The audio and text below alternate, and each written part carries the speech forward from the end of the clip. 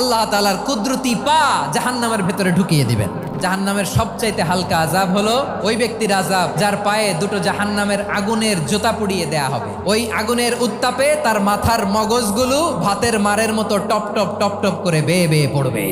এইটা যদি সবচেয়ে লাইট পানিশমেন্ট হয়, সবচেয়ে হালকা পাতলা সহনীয় আযাব যদি হয়, তাহলে ভয়ঙ্কর তোমার আযাবের কি অবস্থা হবে? জাহান্নামের অবস্থা এত ভয়ঙ্কর হবে, জাহান্নামের ভেতরে লক্ষ লক্ষ কোটি কোটি কাফির মুশরিককে দেওয়ার পরেও জাহান্নাম বলবে হালমিম মাজিদ, আরো আছে নাকি, আরো দাও, আমার ক্ষুধা নিবারণ হয় নাই।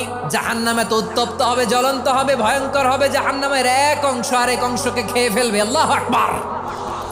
জাহান্নামের রক্ষী ফেরেশতারা কি করবে তারা নিজেরাও বুঝতে পারবে না। কোনো কিছুতেই যখন জাহান্নামকে শান্ত করা যায় না, আল্লাহ তাআলা তার কুদরতি পা জাহান্নামে ঢুকিয়ে দিবেন। দেওয়ার সাথে সাথে জাহান্নাম থেকে আওয়াজ আসবে, কাত বিইজ্জাতিকা ওয়া বিকারামিকা, আল্লাহ আপনার ইজ্জতের কসম, যথেষ্ট হয়েছে, আর লাগবে না। সুবহানাল্লাহ বলেন।